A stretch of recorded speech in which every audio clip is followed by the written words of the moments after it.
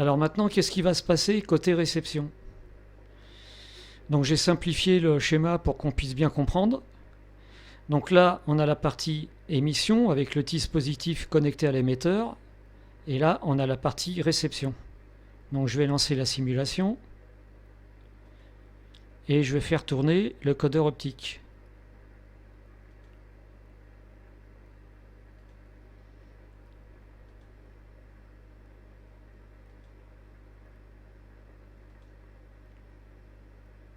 Voilà. Donc qu'est-ce qu'on a? Eh bien, on a notre fameux signal avec le deuxième signal caché. Donc 6 kHz ou 8 kHz, ça dépend de la direction qu'on a choisie. Donc maintenant, je vais faire apparaître le signal caché. Donc quand on regarde l'oscilloscope, la voie A est connectée sur ce point-là, c'est ce qu'on voit apparaître ici. Et le signal caché, il va se trouver ici. Et je vais le faire apparaître. Et voilà. Donc on a bien notre signal de changement de direction, plus le signal qui va me permettre de me déplacer en fréquence. Et j'ai obtenu ça par ce petit dispositif de détection. Voilà, c'est aussi simple que ça.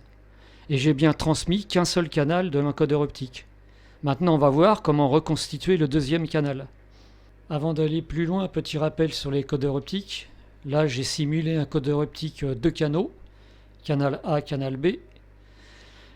Et on voit que sur le canal B, le front montant est en avance par rapport au front montant du canal A. Maintenant, je vais faire tourner le codeur dans l'autre sens. Donc, j'inverse les commutateurs et je renvoie la simulation. Et là c'est l'inverse. Le front montant du canal B est en retard par rapport au front montant du canal A. Et c'est cette particularité-là qui va permettre de changer de direction, soit monter en fréquence, soit descendre en fréquence. Et on voit que les signaux sont décalés de 90 degrés. Et moi, à la réception, il va falloir que je reproduise ce phénomène. Et c'est ce qu'on va voir. Alors, j'ai rajouté au schéma ce dispositif. Ce sont 2 bascules et un inverseur. Sur l'écran d'oscilloscope, on voit le signal de l'encodeur optique qui se trouve ici. Et maintenant, je vais faire apparaître le deuxième signal qui se trouve ici, décalé de 90 degrés. Voilà. On a bien 2 signaux à partir d'un seul signal de l'encodeur optique. Et ils sont bien décalés de 90 degrés, comme sur la simulation de l'encodeur optique. Voilà, c'est pas plus compliqué que ça. Maintenant, on va voir le schéma complet. Alors, qu'est-ce qui a été rajouté? Alors déjà, 2 décodeurs de tonalité NE567 calés sur leurs fréquences respectives 6 kHz et 8 kHz. Elles sont couplées à une bascule et la bascule va commander un commutateur qui va inverser les phases du déphaseur et qui va me permettre de changer de direction, c'est-à-dire soit de monter en fréquence, soit de descendre en fréquence. Un comparateur qui va venir me couper la sortie du récepteur en absence de signal. S'il n'y avait pas ce dispositif, en absence de signal, j'aurais que du bruit à la sortie du récepteur et ce bruit-là viendrait perturber tout l'ensemble du système. Et en fait, ce qui se passerait, c'est que le récepteur serait continuellement en balayage. Alors, un deuxième comparateur.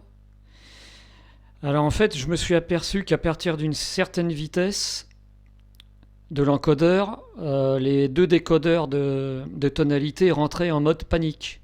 C'est-à-dire qu'ils m'envoyaient l'information à la bascule et ça me faisait changer la direction sans en avoir l'autorisation. Donc c'est pas GLOP. Donc j'ai installé ce dispositif-là de telle sorte qu'à partir d'une certaine vitesse, ici apparaît une tension qui va venir commander le commutateur va se fermer, ça va m'envoyer une tension qui va venir bloquer le système de changement de direction. Donc à partir de ce moment-là, je peux faire varier la vitesse de l'encodeur comme bon me semble, ça ne bougera plus. une bascule qui va venir bloquer le déphaseur très rapidement dès que je vais arrêter de manipuler le codeur. Parce que je m'étais aperçu que quand l'émetteur arrêtait de transmettre, j'avais un saut de fréquence. C'est-à-dire que par exemple j'étais calé sur 28000, donc j'arrêtais de faire tourner le codeur, l'émetteur retombait et à ce moment-là j'avais un saut 28001. Donc c'est pas trop grave, mais bon, si je lui demande d'arrêter à 0 pile, il faut qu'il s'arrête à 0. Donc cette bascule-là va faire le travail et va venir me bloquer très rapidement le déphaseur, empêchant le saut de fréquence. Voilà, la description est terminée. Alors des deux circuits, émetteur et récepteur, c'est le circuit récepteur qui m'a posé le plus de problèmes à cause du bruit généré par le petit récepteur de la télécommande en absence d'émission. Quand l'émetteur est éteint, le récepteur génère un bruit et il a fallu contrôler ce bruit et l'empêcher d'arriver dans les circuits de détection. Et là, ça a été quand même un peu dur. Enfin, c'est opérationnel, ça fonctionne. Et maintenant, on va voir ce que ça donne en réel. C'est parti. Là, l'ensemble est opérationnel. On a la partie émission,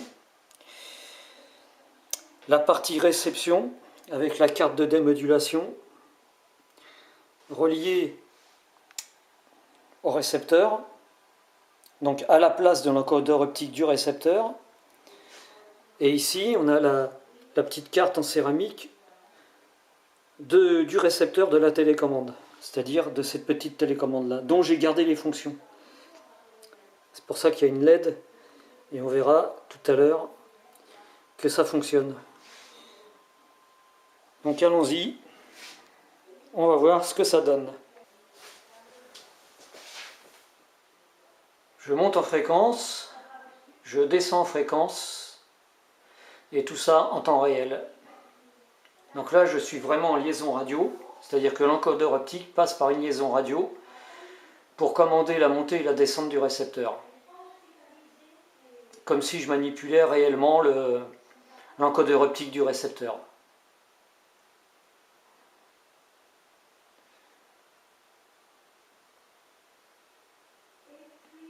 Voilà, c'est parfait, ça fonctionne. Maintenant pour la télécommande, j'ai conservé la fonctionnalité première de la petite télécommande.